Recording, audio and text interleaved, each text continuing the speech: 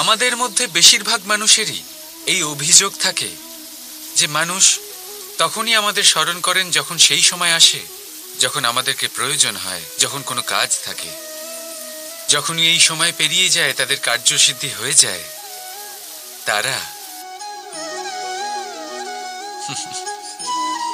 আমাদের থেকে দূরে চলে যান, ভুলে যান আমাদের।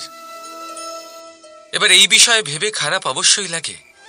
এই পরিস্থিতিকেই অন্য এক দৃষ্টিভঙ্গি দিয়ে দেখার চেষ্টা করুন। মনে রাখবেন, মানুষ প্রদীপের সন্ধান তখনই করেন যখন তার জীবনে অন্ধকার থাকে। আপনি প্রসন্ন হয়ে উঠুন, কারণ আপনার কাছে সেই সুযোগ আছে যে কারোর জীবনে প্রকাশের কিরণ আনতে পারছেন, কাউকে সঠিক পথ দেখাতে পারছেন, কারোর সহযোগিতা করতে পারছেন, এই পুণ্য অর্জন করতে পারছেন। কারোর থেকে কোনো আশা রাখার দরকার নেই। যার আপনাকে যতটা প্রয়োজন তাকে ততটাই সাহায্য করুন, ততটাই সবাইকে প্রেম বিতরণ করুন। আর এই প্রেমের ভাব নিয়েই আমার সাথে বলুন, রাধা রাধা। বন্ধু আর শত্রু, প্রত্যেকের জীবনের একটা বড় অংশ এর উপরে নির্ভরশীল হয়ে থাকে। আপনার জীবনে সফলতা আর অসফলতাও এর উপরে নির্ভরশীল। কিন্তু এই বন্ধু এবং শত্রুদের খুঁজে পাওয়ার জন্য আপনাদের বাইরে যাওয়ার প্রয়োজন নেই, কারণ এরা স্বয়ং আপনার ভেতরেই আছে। আপনি যদি বিনম্র থাকেন, যদি আপনি নিরন্তর প্রয়াস করতে পারেন, তাহলে আপনার কোনো বন্ধুর প্রয়োজন নেই। যদি আপনার মধ্যে অহংকার থাকে, যদি প্রতি কথায় আপনার মধ্যে ক্রোধ উৎপন্ন হয়, তাহলে আপনার শত্রুর কোনো প্রয়োজনই নেই। নিজের অন্তরের এই বন্ধু ও শত্রুকে চিনুন, আর আমার সাথে ভালোবেসে বলুন, রাধা রাধা। একে চিনতে পারলেন? একে কুঠার বলা হয়। আপনারা জীবনে কোথাও না কোথাও, কোনো না কোনো রূপে এটা দেখেই থাকবেন। একটা ব্যাপার নিশ্চিত, এই কুঠার ছাড়া কোনো বৃক্ষকে কাটতে পারা সরল নয়। এবার আপনি কখনো এটা ভেবেছেন, এই কুঠার, এর এই অংশ, এর মুখটাই যদি না থাকে তাহলে কি হবে? এ শুধুমাত্র কোনো বৃক্ষই নয়, তার কোনো ডালও কাটতে সক্ষম হবে না। এবারে ভাবুন, এই শুকনো কাঠের হাতল এ আমরা কোত্থেকে পেলাম? কোনো এক বৃক্ষ থেকেই। সেই ডাল যাকে কেটে ফেলা হয়েছিল, এক বৃক্ষকে কাটার জন্য এই ডালই শস্ত্ররূপে প্রস্তুত। আমাদের জীবনে আমাদের প্রিয়জন, আমাদের আপনজন যখন সময় কখনো কখনো তাদের সঙ্গ না দেয়, যদি তারা দৈন্য দশায় থাকেন, তাহলে তাদের সঙ্গ কখনো ছাড়বেন না। ওনাদের প্রয়োজন শুধুমাত্র মনোবল, তা তাদের দিন। তাদের সাহায্য করা আপনার কর্তব্য।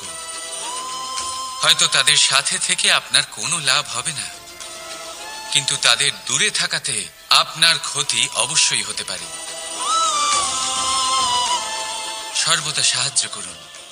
সঠিক সময় আসলে তা আপনার সহায়ক অবশ্যই হবে। রাধা রাধা। শব্দ, এই শব্দ কি? ফুসফুস থেকে নির্গত বায়ু, যা কণ্ঠের সাথে ঘর্ষণে কম্পনে পরিবর্তিত হয়, এই কি শব্দ? না, শব্দ হলো নাদ, শব্দ হলো ব্রহ্ম। এই শব্দ অত্যাধিক শক্তিশালী। এই শব্দতে এত শক্তি থাকে, এই সংসারকে বদলে দিতে পারে। আপনার শব্দ বীজের ন্যায় হয়। কারোর মনে কাঁটাও উৎপন্ন করতে পারে, আবার পুষ্পও উৎপন্ন করতে পারে। যদি কোনো ব্যক্তি নিরাশ হন, নিজের জীবনের সব থেকে কঠিন সময় পার করছেন, তাকে প্রেরণার দুটি শব্দ বলে দিলেই সে অসম্ভব থেকে অসম্ভবকারী কার্য করে দেবে। যেমন জাম্ববানের প্রেরণার দ্বারা বীর হনুমান সাগর পার করেছিলেন। আর যদি কেউ উৎসাহী হন, তার উৎসাহ কম করার জন্য বলা দুটি শব্দ তাকে তার পতনের দিকে নিজে থেকেই নিয়ে যেতে পারে। তাই এই শব্দের মাহাত্ম্য বুঝুন, শব্দের শক্তিকে বুঝুন, আর আমার সাথে ভালোবেসে বলুন, রাধা রাধা। কি হলো, মন খারাপ? জীবনের সমস্যার বিষয়ে ভাবছেন? ভাবছেন যে কেন সমগ্র সংসারের সমস্ত কষ্ট, সমস্ত সমস্যা আমার ঝুলিতেই এসে জড়ো হলো? সবাই এটাই ভাবেন। চলুন, আমি আপনাকে বিচার বিবেচনা করতে বাধ্য করছি। ভাবুন ঝিনুক, ঝিনুকের পেটের ভেতর কাঁকড়ের এই যন্ত্রণা, ঝিনুককে তা কেন ভোগ করতে হয়? বটবৃক্ষের বীজ মাটিতে 7 হাত নিচে অন্ধকারে ঘেরা থাকে কেন? সংসারের সবচেয়ে তীক্ষ্ণ জ্বালা সূর্যকেই জ্বালায় কেন? কারণ ঝিনুকের মধ্যে সেই ক্ষমতা রয়েছে মুক্ত জন্ম দেওয়ার। বটবৃক্ষের বীজেই সেই বল রয়েছে যে সে সংসারের সবচেয়ে দৃঢ় বৃক্ষ হতে পারে। সূর্যের মধ্যে সেই ক্ষমতা রয়েছে যে সে নিজে জ্বলে এই ব্রহ্মাণ্ডকে প্রকাশ দিতে পারে। সেজন্য জীবনে যখনই বিপদ আসবে, সমস্যা আসবে, তখন নিজেকে বোঝান যে প্রকৃতি আপনাকে এই জন্য চয়ন করেছে, কারণ প্রকৃতি এটাই ভাবে যে এই পরিস্থিতিতে সর্বশ্রেষ্ঠ ফলাফল আপনি বের করতে পারবেন। রাধা রাধা। সফলতা, অসফলতা ব্যক্তির জীবনের 2 গুরুত্বপূর্ণ স্তর। প্রত্যেক ব্যক্তি সর্বদা সফল থাকতে পারেন না, প্রত্যেক ব্যক্তি সর্বদা অসফল থাকতে পারেন না। এবার এই 2 যখনই আসে, কিছু দিয়েও যায়, আবার কিছু নিয়েও যায়। যখন অসফলতা আসে, তখন তা আপনাকে সাহস দেয়, আপনাকে ধৈর্যশীল বানায়, আপনার মনোবল বাড়িয়ে তোলে, কিন্তু আপনার প্রসন্নতা নিয়ে যায়। যখন সফলতা আসে, তখন তা আপনাকে প্রসন্নতা দেয়, বিশ্বাস দেয়, বিনম্রতা নিয়ে যায়। এবার অসফল হবার পরে ধৈর্যশীল হওয়া, এই সাহস জাগিয়ে তোলা, তাও বলা যায় সরল। কিন্তু সফল হওয়ার পরে বিনয়ী থাকা সব থেকে কঠিন। কিন্তু ততটাই গুরুত্বপূর্ণ হলো বিনয়ী থাকা। যখনই জীবনে আপনার সাফল্য আসবে, নিজের মনকে সংযত রাখুন, বিনম্রতাকে যেতে দেবেন না। যদি এরকম হয়, তাহলে সেই সাফল্য শিশিরের ফোঁটার মতো লুপ্ত হয়ে যাবে। রাধা রাধা। আমরা কর্ম করি, আর সেই কর্ম অনুসারে আমাদের তার ফল প্রাপ্ত হয়। এখন এই কর্ম আরো শ্রেষ্ঠ হতে থাকে, আমরা আরো প্রেরিত হতে থাকি। তার জন্য আমরা বড় বড় জ্ঞানীদের থেকে প্রভাবশালী, প্রেরণাদায়ক ব্যক্তির সাথে দেখা করার চেষ্টা করি, দেখা করিও। নিজের কর্মের বিষয়ে বিচার করি, আলোচনা করি, তাই তো? কারণ আমাদের কাজ দেখে তাতে বিশেষ মতামত সামনে থাকা ব্যক্তি দিতে পারে। কিন্তু এই পুরো চক্রতে সংসারের সব থেকে গুরুত্বপূর্ণ ব্যক্তির সাথে কথা বলতে আমরা ভুলেই যাই। আপনি কি জানেন সংসারের সব থেকে গুরুত্বপূর্ণ ব্যক্তি কে? স্বয়ং আপনি। হ্যাঁ, আপনি সে। আপনি জীবিত আছেন, তাই এই সংসার জীবিত আছে। আপনি হলেন আপনার সমস্ত কর্মের কেন্দ্র।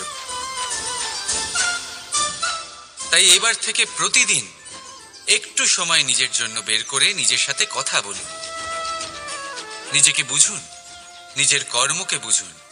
কিছু প্রশ্ন আসবে, কিছুর উত্তর পাবেন, আরো কিছু প্রশ্ন আসবে যার উত্তর আপনি অবশ্যই পাবেন। কিন্তু এটা করবেন অবশ্যই, নয়তো আপনি এই সংসারের সব থেকে গুরুত্বপূর্ণ ব্যক্তির সাথে দেখা করার সুযোগই হারিয়ে ফেলবেন। এবার বলুন, আপনি কি এরকম চাইবেন? রাধা রাধা। ব্যক্তি সাফল্য পাওয়ার জন্য প্রথমে লক্ষ্য স্থির করে, তারপর পরিকল্পনা করে, তারপর পথে চলে। আর সব সময় এই চেষ্টাই করে থাকে যাতে তাতে সবচেয়ে কম বাধা আসে। এই পথে কোথাও কোনো চড়াই না আসে, কোনো উতরাই না আসে, কোনো খাদ না আসে। আর এখানেই সবচেয়ে বড় ভুল করে ফেলে। কিভাবে? ভাবুন, এক সোজা সরল পথ আপনাকে কোথায় নিয়ে যাবে? এক সরল সাধারণ স্থানে। সেখানে তো যে কেউ পৌঁছতে পারে, তাতে বিশেষত্ব কি আছে? ভাবুন, যদি আপনার পথে বাধা থাকে, বিঘ্ন থাকে, বিপত্তি থাকে এবং তার ওপর এক শিখরও থাকে যা আপনার জন্য অপেক্ষা করছে। সাফল্যের সেই শিখর যেখানে কেউ সহজে পৌঁছতে পারে না, যা হলো বিশেষ। তাই নিজের জীবনে যখনই সমস্যা আসবে তাকে ভয় পাবেন না, মুখে হাসি নিয়ে তাকে স্বাগত জানান। আর সাবধানে থাকবেন, যদি আপনার পথে কোনো বাধাই না আসে, তাহলে এর দুটোই অর্থ হয়। হয় আপনি নিজের লক্ষ্য সঠিক বেছে নেননি, নয় আপনি রাস্তা সঠিক বেছে নেননি। রাধা রাধা।